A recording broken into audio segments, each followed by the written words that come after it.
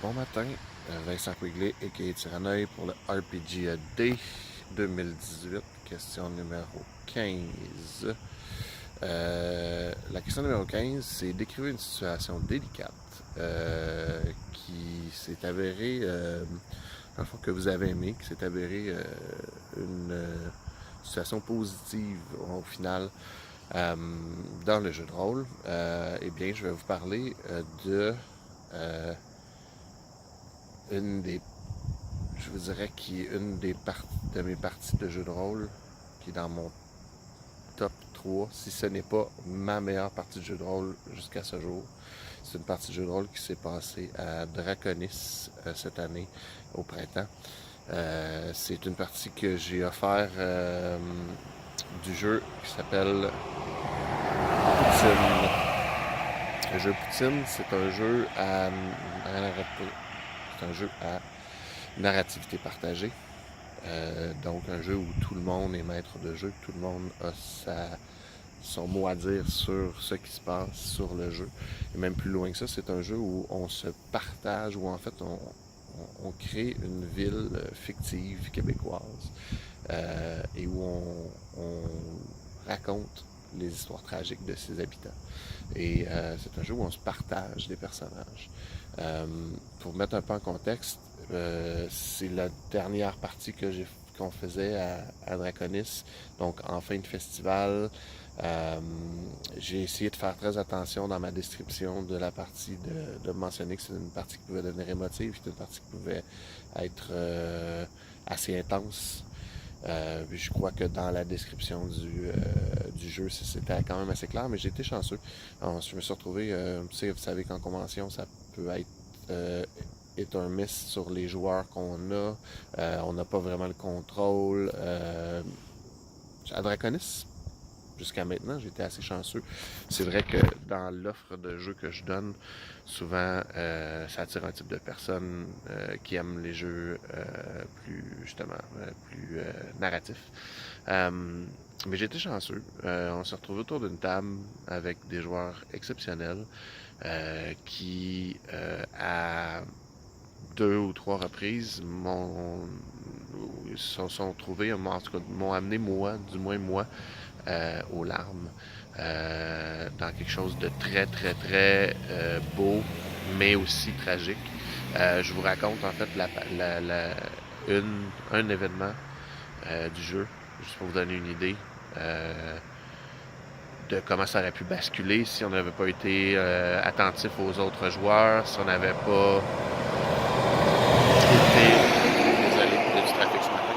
Si on n'avait pas été si on n'avait pas été attentif émotionnellement, si on n'avait pas pris le temps de prendre des pauses entre certaines scènes et tout ça, si on avait eu des gens qui étaient moins sensibles aux autres dans la partie. Donc la scène dont je veux parler, c'est une scène où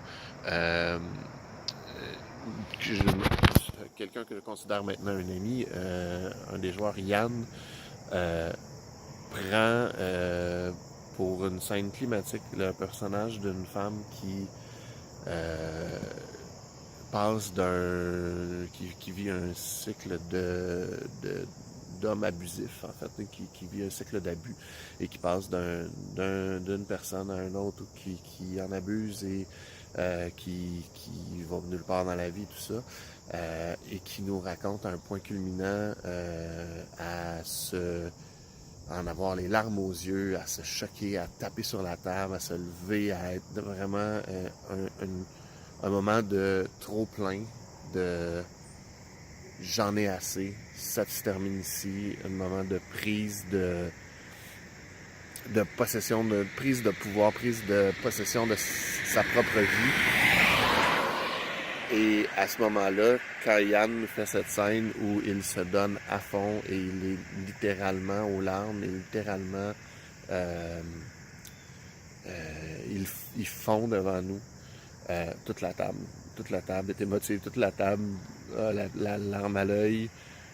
Euh, et, et là, on se rend compte à quel point ce jeu-là, Poutine, est plus puissant qu'on ne l'avait prévu.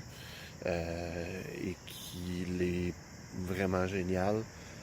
Et là, on a pris une pause. Puis ce qui m'amène à vous dire que c'est important, surtout dans le jeu émotif, dans un jeu qui peut aller dans des sujets qui sont difficiles, c'est important de prendre soin de soi. C'est important d'avoir des outils. Quand on a joué, on avait la X-Card, entre autres, qui était en jeu. On était très, très attentif au bleed, aux états émotionnels des participants. Alors, c'est très, très important, je pense, dans le jeu de rôle, d'avoir des outils pour éviter qu'il y ait que le jeu aille jouer dans des choses dans notre tête, dans le fond, puis que ça aille brasser des choses peut-être que certaines personnes ne veulent pas toucher. Donc des outils de sécurité émotionnelle. Il y a un super bon podcast des aventureux que je vais vous mettre en lien qui parle justement de ça. Puis je vais aussi vous mettre le lien vers le jeu Poutine, qui est d'après moi un de mes meilleurs jeux jusqu'à présent. C'est sûr que c'est un jeu qu'on ne joue pas avec n'importe qui. Je sais que parmi les rôlistes que je connais, même parmi les rôlistes qui probablement écoutent ma chaîne ou qui se retrouvent un peu partout, il y en a qui ne sont pas intéressés par ce type de jeu. Il y en a qui préfèrent que ça reste un jeu, que ça ne tombe pas dans le domaine de l'émotionnel ou dans le domaine c'est ça, des jeux qui sont un peu plus intenses narrativement. C'est comprenable. Moi, c'est une des choses que je recherche. C'est une des choses qui m'a fait qui me rendre compte à quel point le jeu de rôle peut être quelque chose de cathartique et quelque chose de magique dans ma vie. Donc, je vous mets les liens. Et puis, gênez-vous pas pour m'écrire un commentaire pour en discuter. Et puis, on se voit demain. On est déjà à mi-parcours de ce RPGAD 2018. Donc, à demain.